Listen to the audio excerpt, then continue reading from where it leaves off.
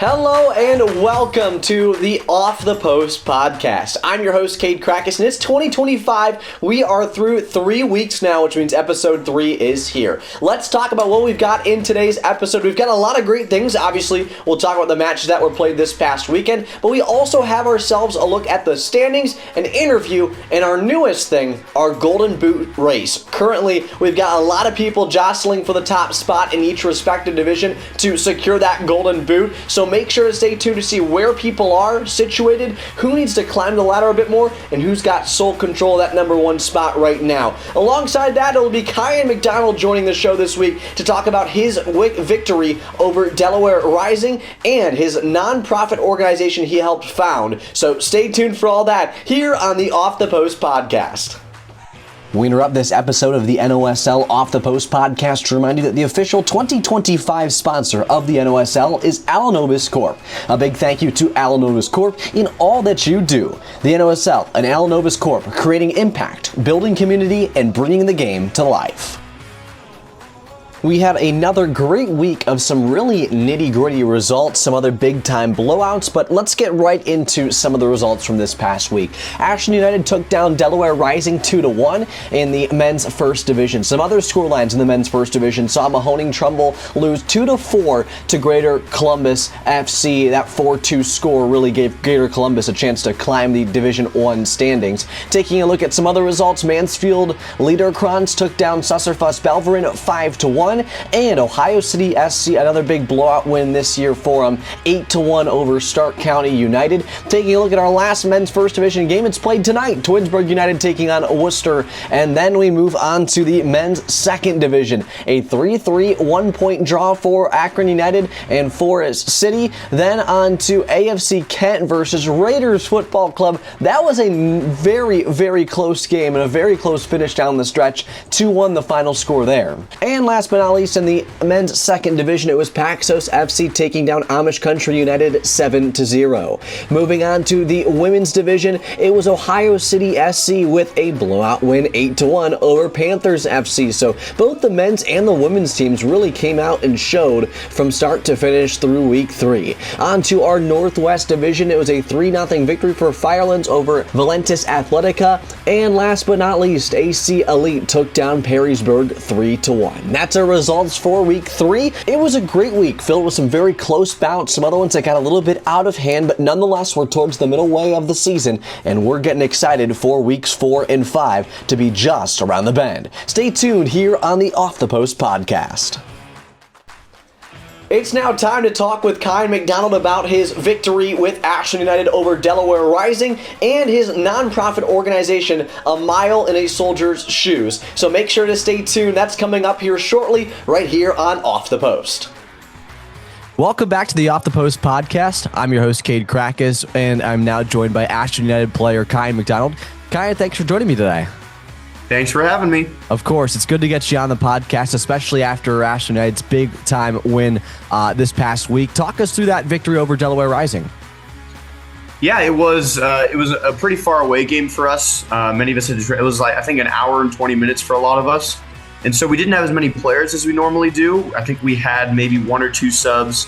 A lot of our guys that usually come to home games weren't able to make it, so we only had a fraction of what our team usually was. So going into the game, we were a little nervous with the lack of subs we had. Delaware, obviously, it was a home game for them. They had probably a whole extra team on the bench, and a lot of our players ended up having to show up late because of different conflicts, that sort of thing. So we didn't get the best warm up, and all those sorts of things kind of built up. But we knew that this game was really big for us. We just had come off a loss from the previous week against arguably the best team in the league. And we knew that this Delaware is another one of the best teams in the league, so we really needed to put it at them. So we just decided to keep our game defensive for the first bit, maintain tempo, and as we went through that first half, I was fortunate enough to be in the right place when Yaya made a perfect assist across the box to one-touch that ball into the back of the net. And arguably we had a second goal right as the half ended, but there was a bit of a ref mix-up, so it is what it is. So we went into halftime where we wanted to be, and it was 1-1 at that time. And going to the second half, we knew we were the better team. We felt confident in our ability, and we were able to secure it with one more goal from Yaya. And we played defensive the rest of the game to close out that win. And for you guys, Kayin, too, it's a big one to respond after that loss to Ohio City SC in the opening week. But another thing, too, is like you mentioned, Delaware Rising's a real good team. You handed them their first loss of the year as well. So for your guys and the team's confidence as a whole, does that help bring it up moving into the next week? Oh, it certainly does. And we knew that our schedule was going to be front-loaded, so we play Liederkranz next, their first team, which we know is going to be a very formidable opponent. We know several players on there. Many of them played for Ashland University, Teddy Togliatti. I think Alex Ocampo's on that team, Matt Roberts. Some very good players. I played for Liederkranz in the past, so many of other of us, so we know a lot of those guys. We know they're going to be a good team. So it was just good for us to get our, get our wits about ourselves for this past game against another formidable opponent, and bring that confidence into the next game.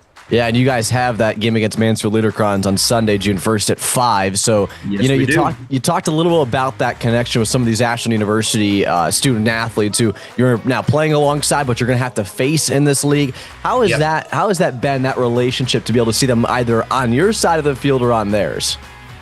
Well, it's at the end of the day, it's a soccer game. So a lot of players will end up knowing each other just because when playing college ball, you're playing against other universities in which a lot of those players will end up in this league, playing for different teams across the league. And so there's various members, I think, like one of them, Chewy, that was on Delaware Rising. Many of the players that on Ash United knew him. I think he came and tried out for Ashland, the university team or something like that. I just remember seeing him at some point. So that's a pretty normal thing in this league, to see players that you recognize before.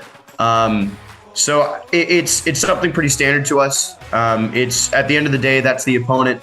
You kind of let bygones be bygones. You play the team. At the end of the day, we shake hands after the game. Everything's normal. But once the whistle blows, it's a whole different ballgame. For sure. And what's the motivation for the team down the stretch of this season? You guys going to try to raise some gold at the end of the year? What's the thought process here? To raise some goal? The goal is to win the tournament, if that's what you're asking. That's the plan. That's what we hope to do. I think things will cool down a little bit after Liederkranz. Like I said, our schedule is very front packed, we feel. And we're still in our grouping phase. We're trying to get our flow in, figuring out what our lineup's going to look like, that sort of thing. And so I think once we settle in a little bit, it will be a lot smoother for us, for sure. And something for you as well, shifting a little bit gears from the on the field things, but off the field, you're someone who kind of stands out to me due to your work at the nonprofit side of things as well. So do you want to give the audience maybe a little bit of insight into maybe who you are a bit more as a person? Sure. Well, like you said, I started a nonprofit earlier or late last year with a couple friends of mine that were alumni of Ashland University as well, called the NOSL Shoes Foundation. It's a foundation that works to provide shoes, socks, and other essential items for veterans in need in the Central Ohio area. And the reason we started it was because a lot of the events that we try to throw on with like our fraternity brothers or with other members of the community often donated to these large veterans organizations that have really high levels of bureaucracy and don't usually show very much return in our local communities. Which isn't necessarily a bad thing. There's a lot of good done by these organizations, but we wanted something that could help local veterans in Ashland, in Wellington, in these cities, Clear Fork, in these smaller cities that don't often get much attention from these larger foundations. And so we started that. We raised $25,000 in our first 2 months of operation. Wow. We're now spreading to a number of universities in Ohio over this next year, and our goal is to keep raising that number. We have a lot of big surprises here in the future for things that we're going to partner with. And one of the big partnerships that we're doing this summer is we are partnering with Ashland United because we want to get that community involvement going with the foundation. That's awesome. Helping sponsor their team. And there's going to be a couple nice partnerships we're going to do with them. Our logo is obviously on their jersey, but also we're going to be hosting a big veterans game. I believe if I look at my calendar really quick, that game that we plan to do with them is the game against Twinsburg United. on the 28th of June. So it's going to be a game where veterans that come to the game are going to get special items. We're going to have giveaways for them, honor them, that sort of thing. And we're really going to be able to demonstrate what the foundation's all about. So that's what the partnership looks like here. Like I said, we plan to expand a bunch in this next year and help other groups make similar impact on their communities. That's super unique, too, the opportunity to combine with Ashland United and continue to raise that brand as well. You kind of mentioned a little bit the goals that you have for it. I mean, are you looking to go nationwide? Are you looking to stay on the local side of things? I mean, I've personally seen on social media, you guys have grown a ton in the community here in the Ashland area. What's the big goal? The big goal certainly is to go national, but we want to maintain our local roots. So by that we mean right now we prioritize money that is donated to us to the communities that donated it. Okay. So no matter how national we get, we try to prioritize the needs of the communities that donate money to us. So for example, say a post in Hayesville, like a VFW post, or just some kind of community advocate in that area donates $3,000 to us. That $3,000 is now dedicated to their community. Now, once their community is helped to a level we feel is appropriate, we try to get names from individuals in that community that know best where shoes could go, where socks go, this sort of thing. Then it will go more towards the Central Ohio area and spread out a little more. But we still want to prioritize dollars donated to the communities that donated them is the best we can. So no matter how national we get, we hope to maintain that as one of our, our points of confidence. Yeah, for sure. And my last question for you, Kayin, is, you see Ashland United and how it's so built into the community. You see your nonprofit organization, how it's so built into the community. Through your experiences in the northern Ohio region, the north central Ohio area, how important is community?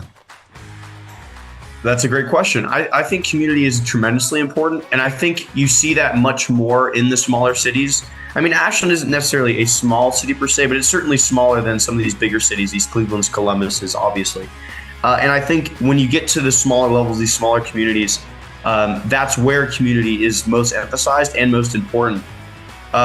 Because as you're well aware, community is what makes a group feel bigger. So just like with Ashland United, all the players separated by themselves, they're individual players. But when they're united as one team, they're now a team that's representing a city that's going and playing other cities, and it feels much larger to the members that are a part of it. And so I think that's what makes it so important, is it makes individuals feel a part of something bigger than themselves, even if they're in a small city like Ashland, like the cities around us that are even smaller than Ashland. It helps bridge that gap between being in a small city but still being able to feel and actually make a big difference in the areas around. Certainly. Well, thanks so much for joining me, Kayin. Thank you so much for having me, Cade. Of course. We interrupt this episode of the NOSL Off the Post podcast to remind you that the official 2025 sponsor of the NOSL is Alanovus Corp. A big thank you to Alanovus Corp in all that you do. The NOSL and Alanovus Corp, creating impact, building community, and bringing the game to life.